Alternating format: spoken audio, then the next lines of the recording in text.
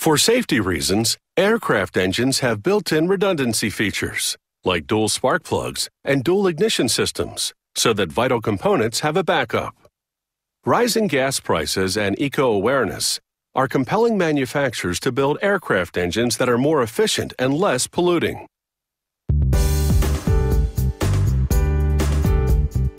Aircraft engines are remarkable pieces of engineering.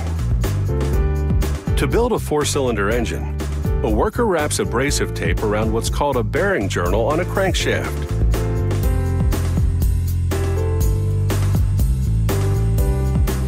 Using a polishing jack, he polishes the journal to the correct diameter, which he verifies with a digital snap gauge.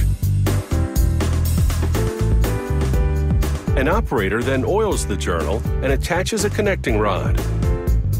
These link the pistons to the crankshaft, which turns to generate power.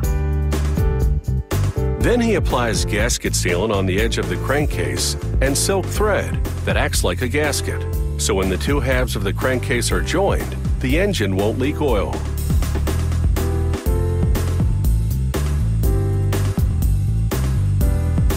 He places a camshaft into one side of the crankcase and measures the clearance to make sure it's a tight fit.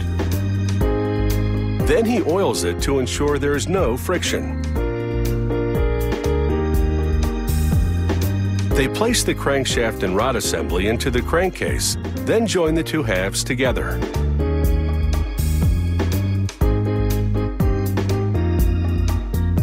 To prevent the connecting rods from hitting the sides of the housing, they put on what are called torque plates. He adds a little sealant to hold a gasket in place, then attaches an accessory housing, which holds all the gears and hoses that are mounted on the back of the engine.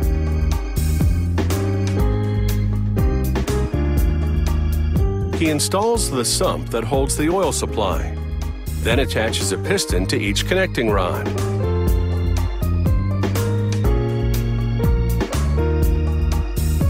Now he mounts a cylinder onto a piston and connects the parts to the engine. He'll mount and secure all four cylinders this way. He inserts hydraulic tappets and then shroud tubes. He attaches them to the cylinder using a retainer.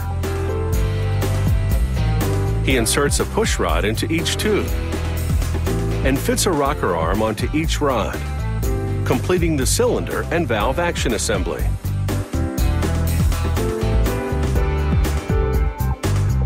He steam cleans the engine.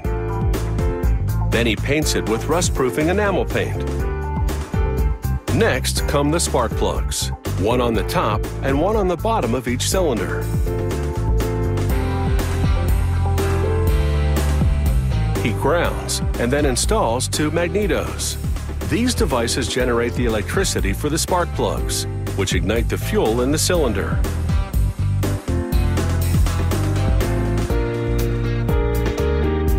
He attaches the spark plug wires from the magneto to the spark plugs, then verifies the engine timing. Next come the heat shields, the intake pipes, all the spark plug connections and drain tubes, and finally a fuel injector.